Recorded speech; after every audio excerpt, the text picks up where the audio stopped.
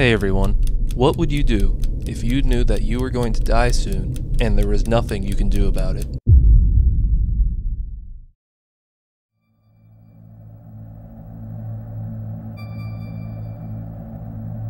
Would you try to right the wrongs of your past, cross off everything on your bucket list, or simply accept the inevitable and wait it out? That question creates some of the most interesting stories and characters in all of fiction.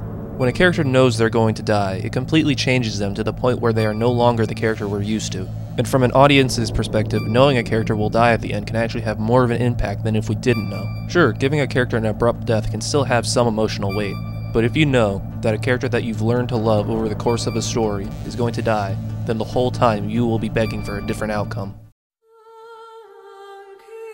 Metal Gear Solid 4 is one of the greatest games on the PlayStation 3 in my opinion. And while it was supposed to serve as an ending for the Metal Gear franchise, which we all know that didn't happen, it was more of an ending for the character of Solid Snake.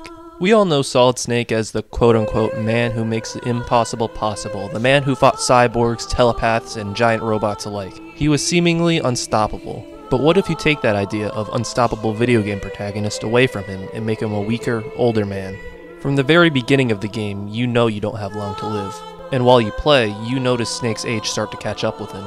You'll see him suffering back pains during gameplay. Otacon will comment on Snake's deteriorating memory, and the cigarettes that used to make him look so cool are putting him in coughing fits. But you'll also see how far he's come since the first game.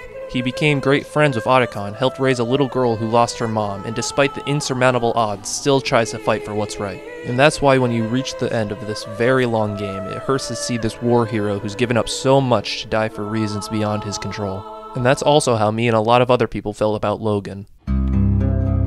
Like with Snake, Logan is a story about a famous hero known for their abilities and skills that make them seem almost unstoppable. Funny enough, both of their stories have them looking after a little girl, but again, from the beginning, you know that Logan's healing factor isn't working like it used to, and since he looks a lot older than the other Wolverine movies, you'll know how this is gonna end. But while old Snake used his final months to save the world, Logan's story is a lot more personal. After Professor X accidentally killed the X-Men, Logan fell into a deep depression. Though throughout the movie, you see him learn to love and even laugh again, and then... When I first saw that movie, it had already been out for a year, so I knew how it was going to end. But that death still somehow took me by surprise. The events of that movie made me wish there was some way for him to get out of this, but that was it.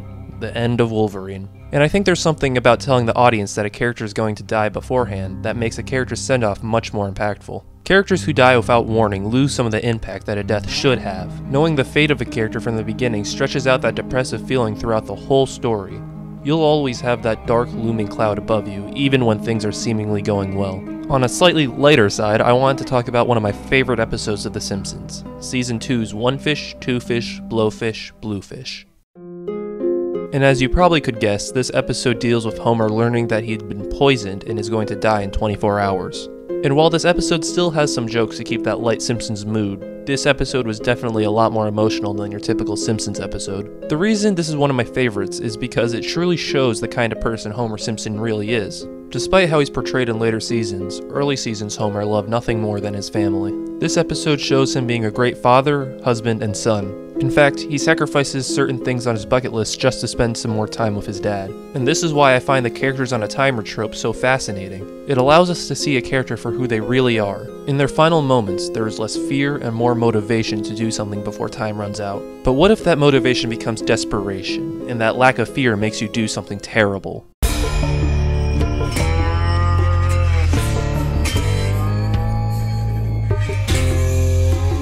So, we've seen people use their final moments for one last mission, or to say their final goodbyes, but what if that cloud of death made you become something worse? Like the characters before, we knew that Walter White was going to die from the beginning. From the very first episode, he got his cancer diagnosis and was told there was no cure. And when he starts to cook meth, it's seemingly for altruistic reasons. I mean, a lot of people would do anything to help their family. But as you keep watching the show, you notice there's plenty of legal things he could have done to help them, and plenty of times he could have gotten out of the illegal business. And by the final season, it seems that he's more concerned with keeping his meth business than keeping his family. And then, you realize that he didn't care about the money or the meth at all. It was all about the feeling of doing something illegal. For most of his life, Walter was considered a boring man. He didn't have many friends, taught high school chemistry, and didn't really have any hobbies.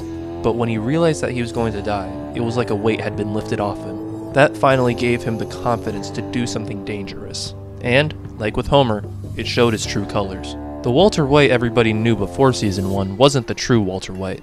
That one was kind, bland, boring, and predictable. The true Walter White is a ruthless, cunning, and overall vile man who will not hesitate to steal, lie, or murder to get what he wants. He just needed the cancer to unlock all that. I think Heath Ledger's Joker said it best. You see, in their last moments, people show you who they really are. Knowledge that you will die soon can change your whole outlook on life. It'd really make you wonder what you'd do in that situation. Will you continue to fight for what's right, learn to love one last time, spend time with those closest, or go out with a bang regardless of who gets hurt? Death is a constant that we all have to deal with at some point or another. And when we're talking about fiction, death is everywhere, to the point where we tend to not care anymore. But when you put your character on a timer, when you straight up tell your audience that this will be their last story, you're making their eventual death have meaning. And while the characters may be learning something about themselves throughout their journey, these characters also help us learn something about ourselves. Hey everyone, if you're still here, thanks for watching. I never really got to say it before, but thanks for the 300 plus subscribers, it really means a lot. I do put a lot of effort into making these videos, and it's great to see so many people actually liking it. But anyway, thanks for watching. Like it if you liked it, subscribe if you really liked it, and I'll see you next time.